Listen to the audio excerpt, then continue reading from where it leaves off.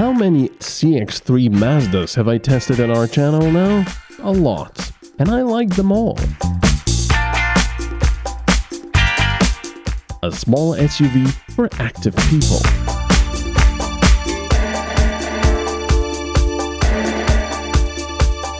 And once again, I'm off to the metal fruit tree. If you thought that only Renault cars grew on this tree, you'd be wrong, even though it's a bit weird because it's like an apple tree making also grapes and other stuff. Anyway, today we have the new Suzuki Vitara and the facelifted Mazda CX-3. So what has changed with the Mazda CX-3? Well, a lot, especially on the exterior. The lights are a little bit new. I really like how those look. The fog lights, a bit of a different shape, and of course the mask, which actually looks a lot more modern now.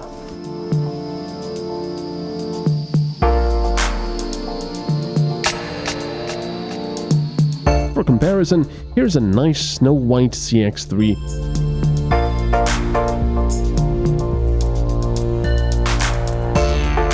Yes, I know, I always babble about how I like the new Mazda's grille, but it's true, it's brilliant.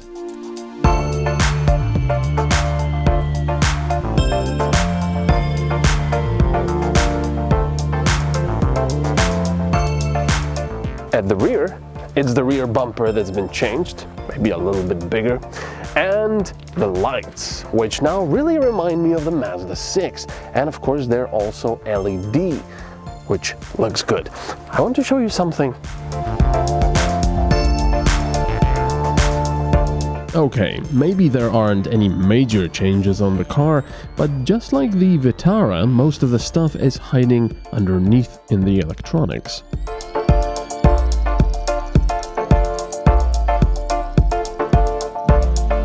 The boot is unchanged, but I do like the heavy-duty thick rubber mat.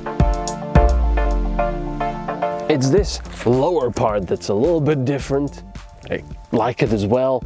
And also, Mazda has finally listened to me. I said, please, something has to be done about that piano black plastics. And Mazda said, all right, let's put a more high quality one on the Mazda here.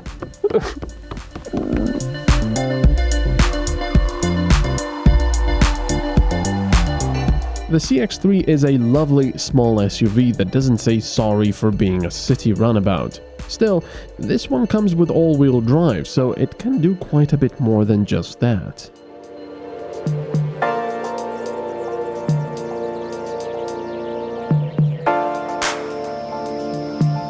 I still like the interior, even though it's showing its age a little bit now, especially with the climate control buttons.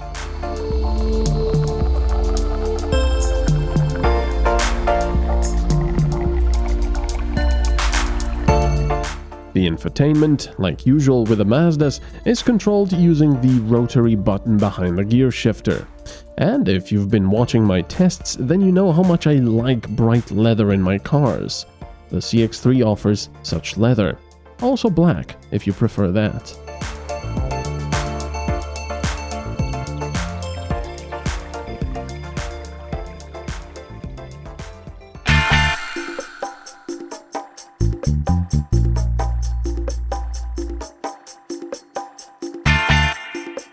So before I start talking about the engines and everything else, I'd like to see what's different in the CX-3 now. And all the instrument clusters, that's the same. The manual gearbox, which is lovely, is the same. This engine, the Petrol one, the most powerful Petrol one with 150 horsepower, is the same. It's non-turbo, so it's quite interesting and fun to drive.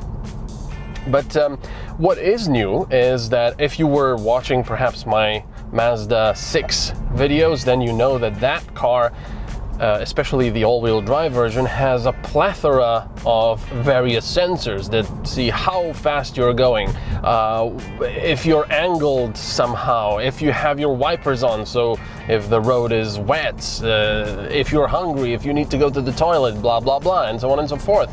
And of course, with all of that information, it puts it into a mixer, mixes it up, and out comes a sensor data cake, which then the computer eats and knows, I need to put more power on the back wheels because, well, the road is slippery.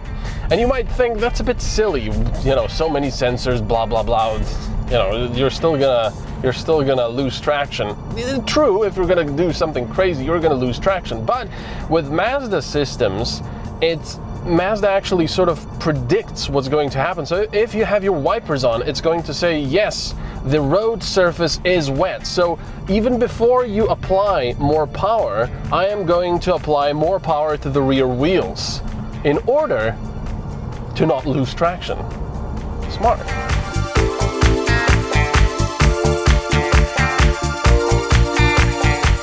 There's one more very important thing in this car. For the facelifted CX-3, Mazda has decided to put a lot more sound insulation on the car, which before wasn't really present because they wanted a lighter car, a more sporty car, and it is still kind of sporty. It's quite fun, but now it's also a lot more comfortable because it's not as loud inside. It's quite refined and quiet and nice. It's a lovely place to be. And yes, the petrol engine especially is perhaps a little bit sometimes throaty and louder, especially it likes to drone on the highway if you're going 130 or something.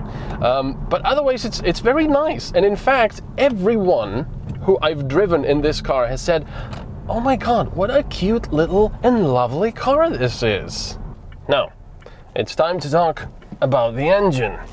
Now this one, like I said, has the most powerful 150 horsepower 2-liter naturally aspirated petrol engine, 4-cylinder, which is quite interesting in today's world where everything has to be turbocharged or bi-turbocharged or quadro whatever majig turbocharged. It's quite an interesting feeling because we're so used to driving turbocharged cars now that you put your foot down and you've got this enormous amount of torque all of a sudden from that turbo, and then it's done. You have to go up a gear. But in this, you just put your foot down. Okay, I'm not in the right gear, but you do have to be in the right gear because, of course, there's not that much torque. But it is relentless. It just keeps going and going and going up to 6,500 where it's redlining, and then it even lets you go into the red zone. So that's quite fun. It's a fun engine. I think for this car, it's a good 1,300 kilograms. It's perfect. It's nice. You won't really want for power. You just need to be in the right gear. You need to rev the engine for that power. And this manual gearbox is lovely. Always said Mazdas have really lovely gearboxes. So how does it compare to the new 1.8 liter diesel with an automatic? So the diesel. This is the diesel, and it's quite interesting. Immediately you spot a big difference. This diesel is a lot louder than the petrol engine at lower speeds. It is actually quite audible. Whereas at higher speeds, highway speeds for example, the petrol is louder and the diesel is quieter because the petrol sort of resonates in the dual exhausts more than the diesel, which rotates a little bit slower than the petrol. Now, as far as displacement goes, it was 1.5 liters before, and now it's 1.8 liters, so it's a lot bigger in a way, and that's for two reasons. A minor reason is that they got a little bit of extra power out of it, and the second reason, which is much bigger, is that this diesel engine does not require AdBlue. So just like in the good old days, you fill it up with diesel and that's it. You don't have to worry about anything else. As far as power goes, well, 150 horses and there's a bit of torque, but I would have liked a bit more from it, especially when overtaking and similar. It would be nice to have a little more oomph. For normal driving, it's just fine. But it would be a very difficult choice. If I was buying a CX-3, would I buy the petrol, the 150 horsepower petrol, or this diesel? I'm not really entirely sure. Because the petrol is faster and more fun, but the diesel, of course, gives you better consumption. and well, some people just prefer a diesel engine. So yeah, more fun, get the petrol. If you do longer driving and want a lower consumption, get the diesel.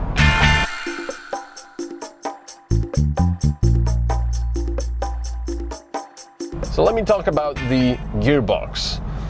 Now, before with the petrol engine, I had the 6-speed manual gearbox, and with the diesel, I have the 6-speed automatic.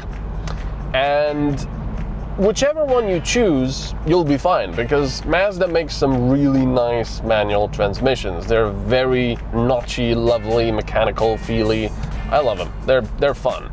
And if you want more comfort and more convenience, of course, an automatic is the way to go. And this Mazda's automatic, it's nice. It's lovely, pretty much in all ways. It doesn't lurch. It's quite smooth. It's pretty fast. So it's lovely. With one exception. In this car, when you're at a standstill and you put your foot down, it takes a little while to get going. There's a second or a second and a half of lag. So for example, if I were to stop and then put full speed, let's go. Okay, it takes a little bit of time, so you have to get used to that. So for example, if you're at a crossroads and there's a lot of traffic, you do have to be mindful of the fact that you will not have instant power, even though this is an all-wheel drive car, blah blah blah, and so on and so forth. But otherwise, this is a nice car with this automatic.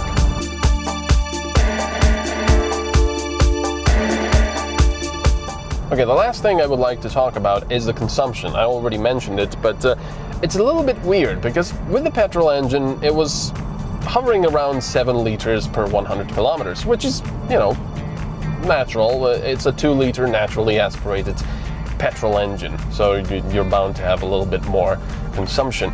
But with this one, it's a diesel, and for some reason I cannot really get it below 6.8. Now, I will admit, we did not drive this car very economically, so you have to know that. You will probably be able to get it to 6.5, maybe 6 liters per 100 kilometers. If you get it lower than that, let me know. But yeah, it seems to hover around 6.9, 6.8, and I cannot seem to get it lower, even if I do try to drive a little bit more economically.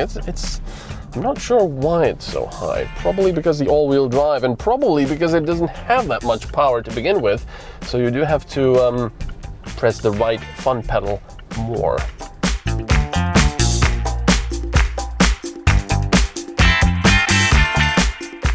The base CX-3 starts at 16,000 euros, while the top-of-the-line one with the most powerful diesel and an automatic gearbox comes up to 29,000 euros. The most powerful petrol one with a manual gearbox was 3,000 euros cheaper at 26,000 euros.